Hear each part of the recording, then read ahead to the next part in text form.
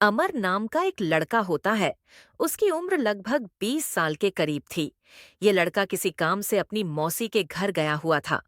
अमर पहली बार अपनी मौसी को देखता है तो देखा ही रह जाता है और पहले ही नजर में अपनी मौसी को देखते रहता है, क्योंकि उसकी मौसी जो थी वह देखने में बहुत ही ज्यादा खूबसूरत थी। अमर जिस काम के लिए अपने मौसी के घर गया था, उस काम को पूरा करने के बाद वहां से वह जाने लगता है। लेकिन अमर के मन में की बात आती है कि यार, अगर आज मेरी मौसी मुझे अपने घर पर रोक लेती तो मैं अपनी मौसी के साथ मिलकर ही रहूंगा। लेकिन दोस्तों, उसकी जो किस्मत थी वह साथ दे देती है, और वह जैसे अपनी मौसी के घर से वापस अपने घर की तरफ जाने लगता है तो उसकी मौसी उसे रोक लेती है और उसे कहती है कि आज तुम रुक जाओ, कल सुबह चले जाना, मैं तुम्हारी माँ से बात कर लूंगी। उसके बाद वह लड़का बहुत ही ज्यादा खुश होता है और वहीं पर अपनी मौसी के घर पर रुक जाता है। दोस्तों, धीरे धीरे शाम हो जाती है। फिर दोनों रात का खाना खाते हैं और कमरे में सोने के लिए चले जाते हैं। अब दोस्तों, उसकी जो मौसी थी वह घर पर अकेली थी, तो वह एक ही कमरे में सो जाते हैं। लगभग रात के 2 बजे थे। करीब वह लड़का उठता है और अपनी मौसी को कहता है कि मौसी, मेरा मन कर रहा है। और उसके बाद वह लड़का अपनी मौसी को पकड़ता है और उसके साथ कुछ ऐसा करने लगता है जिसकी किसी ने कल्पना भी नहीं की थी। इसीलिए इस वीडियो में आप अंत तक बने रहिए, क्योंकि इस घटना से आपको एक बहुत बड़ी सीख मिलने वाली है। दोस्तों, में वीडियो को लाइक करके चैनल को सब्सक्राइब कर लीजिए। दोस्तों, यह सच्ची घटना पंजाब के अमृतसर जिले की है। वहां पर एक अमर नाम का लड़का होता है। उसकी उम्र 20 साल की करीब थी। दोस्तों, अमर अभी अभी अपने कॉलेज की पढ़ाई पूरी कर रहा था। लगभग शाम का समय तक, करीब 5 बज होंगे। अचानक अमर की माँ के पास अमर की मौसी का फोन आता है। अमर की मौसी कहती कि अचानक से मेरी तबीयत खराब हो गई है और मुझे अस्पताल ले जाने वाला कोई नहीं है। तुम ऐसा करो, अमर को मेरे पास भेज दो। अब अमर की माँ अपनी बहन को मना भी नहीं कर पाती, क्योंकि जो उसकी बहन थी वह उससे ज्यादा दूरी पर नहीं थी और उसे पता था कि मेरी बहन का जो पति है वह घर पर नहीं है। तो अमर की माँ अमर से कहती है कि तुम्हारी मौसी की अचानक से तबीयत खराब हो चुकी है और तुम ऐसा करो, उसका इलाज कराकर वापस आ जाना। अमर यह सुनकर बहुत ही ज्यादा खुश होता है और उसके बाद अपनी बाइक निकालता है और अपनी मौसी के घर निकल जाता है। दोस्तों, अमर अपनी मौसी से आज पहली बार मिलने वाला था, इसलिए बहुत ही ज्यादा खुश था। लगभग 10 मिनट के बाद वह अपनी मौसी के घर पहुंच जाता है। दोस्तों, अमर जो अपनी मौसी को देखता है तो देखता ही रह जाता है, क्योंकि जो उसकी मौसी थी वह देखने में बहुत ही ज्यादा सुंदर थी। अमर ही नहीं, बल्कि कोई भी अगर उसे एक बार देख ले तो देखा ही रह जाए। दोस्तों, अमर अपनी मौसी को देखते रह जाता है। उसके ऊपर से नजर वह हटा ही नहीं रहा था। उसकी मौसी कहती है कि अमर, क्या हुआ, कभी औरत नहीं देखी क्या? तो इस बात को सुनकर अमर कहता है कि मौसी, औरत तो मैंने बहुत देखी, लेकिन आपके जैसी नहीं देखी है। इस बात को सुनकर अमर की मौसी मुस्कुराने लगती है और कहती है कि अमर, तुम भी बड़े मजाक की हो। अब दोस्तों, मैं आप सभी को अमर की मौसी के बारे में थोड़ा कुछ बता देती हूँ। अमर की मौसी का नाम करिश्मा था, और अगर मैं उसकी उम्र की बात करूं तो उसकी उम्र लगभग 23 साल के करीब थी। अमर की मौसी के अभी तक कोई बच्चा भी नहीं हुआ था। दोस्तों, अमर के जो मौसा जी थे वह गोवा में रहकर एक कंपनी में काम किया करते थे, जो महीने में लगभग 1 या 2 बार ही घर आते थे। उसके बाद जो अमर की मौसी होती है उसे अपने घर के अंदर लेकर जाती है और अमर के लिए काफी बनती है और दोनों बैठकर कॉफी पीने लगते हैं। फिर अमर अपनी मौसी से पूछता है, क्या हुआ मौसी, तुमने मुझे यहाँ क्यों बुलाया? आपकी तबीयत को क्या हो गया?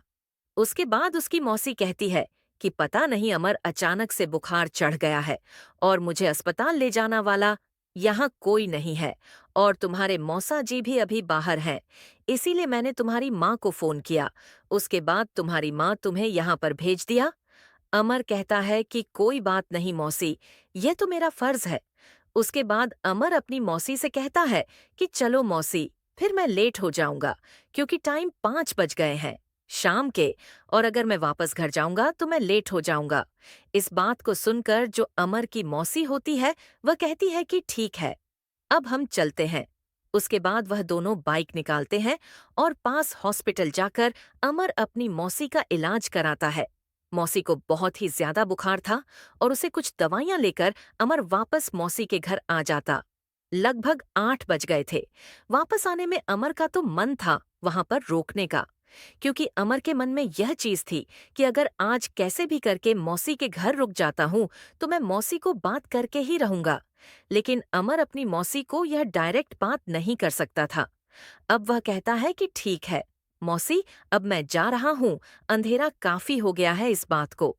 सुनकर जो अमर की मौसी कहती है कि तुम रहने दो, आज यहीं पर रुक जाओ, कल सुबह जल्दी यहाँ से निकल जाना, मैं तुम्हारी माँ से बात कर लूंगी। इस बात को सुनकर जो अमर बहुत ही ज्यादा खुश हो जाता है और वह अपनी मौसी से कहता है कि ठीक है मौसी, तुम मेरी माँ से बात कर लो, अगर वह कह देगी तो मैं यहीं पर रुक जाऊंगा। उसके बाद जो अमर की मौसी होती है वह अमर की माँ के पास फोन करती है और उसे बताती है कि इस तरह लेट हो गए हैं और काफी रात भी हो चुकी है, मैं अमर को कल सुबह भेज दूंगी। अब अमर की माँ कहती है कि ठीक है, अगर लेट हो गया तो कल सुबह आ जाएगा। उसके बाद दोस्तों अमर बहुत ज्यादा खुश होता है, क्योंकि उसके मन में तो बस एक ही बात थी कि आज मैं अपने मौसी से मिलकर ही रहूंगा, क्योंकि मौसी घर पर अकेली और मैं मौसी के साथ अपनी इच्छा को जरूर पूरी करूंगा। धीरे धीरे रात हो जाती है, लगभग रात के 10 बजे जाते हैं। दोनों एक दूसरे के साथ बैठकर खाना खा लेते हैं और खाना खाने के बाद में कमरे में सोने के लिए चले जाते हैं। अब दोस्तों वह एक ही कमरे में सोने के लिए जाते हैं, क्योंकि अमर की जो मौसी थी वह घर पर अकेली थी। उसके मौसाजी वहां पर नहीं थे, तो उन्होंने सोचा कि क्यों ना एक एक कमरे में सोया जाए और एक ही कमरे में सोने के लिए चले गए। दोस्तों अमर अभी सोने के लिए कोशिश करता है, लेकिन जो अमर होता है उसको नींद नहीं आती। वह सोचता है कि यार कुछ ना कुछ किया जाए, क्योंकि ऐसा मौका दोबारा कभी नहीं मिलेगा। अगर आज ये मौका निकल गया तो मुझे लगता नहीं है कि ये मौका दोबारा मिलेगा। तो अमर कुछ विचार करने लगता है और जिस बेड पर सो रहा था वहां से उठता है और अपनी मौसी के बेड पर जाकर बैठ जाता है और अपनी मौसी के कानों में धीरे से कहता है, मौसी मेरा मन कर रहा। उसकी मौसी जगी हुई थी और वह सारी बात सुन रही थी, लेकिन वह सोने का नाटक कर रही थी। लेकिन दोस्तों आपको बाद में पता चलेगा कि उसकी जो मौसी थी वह क्या चाह रही थी। जब अमर 2-3 बार अपने मौसी से कहता है कि मौसी मेरा मन कर रहा है, लेकिन जो उसकी मौसी है वह कुछ भी नहीं कहती। अब अमर जोर से उसके कानों में चिल्लाकर कहता है कि मौसी मेरा बहुत मन कर रहा है। उसके बाद उसकी मौसी खड़ी हो जाती है और कहती है कि किसकी चीज का मन कर रहा है, तो अमर अपने मन की बात बता देता है। मौसी, जब तुम्हें पहली बार देखा था तभी मैंने अपने मन में ठान लिया था कि चाहे कुछ भी हो जाए मैं आपसे मिलकर ही रहूंगा। अब दोस्तों उसके बाद जो अमर होता है वह धीरे धीरे से इतने आगे बढ़ जाता है कि अपने मौसी को गलत तरीके से छूने लगता है। अमर अपनी मौसी के साथ छेड़छाड़ करता है और उसके बाद अश्लील हरकतें करने लगते हैं। अमर यह भूल जाता है कि वह कौन है, वह बढ़ता है। फिर अगले दिन जब सुबह होती है तो यह दोनों बैठकर चाय नाश्ता करते हैं और फिर अमर अपनी मौसी के घर से वापस जाने लगता है। तभी उसकी मौसी कहती है कि अमर घर में जाते आते रहना।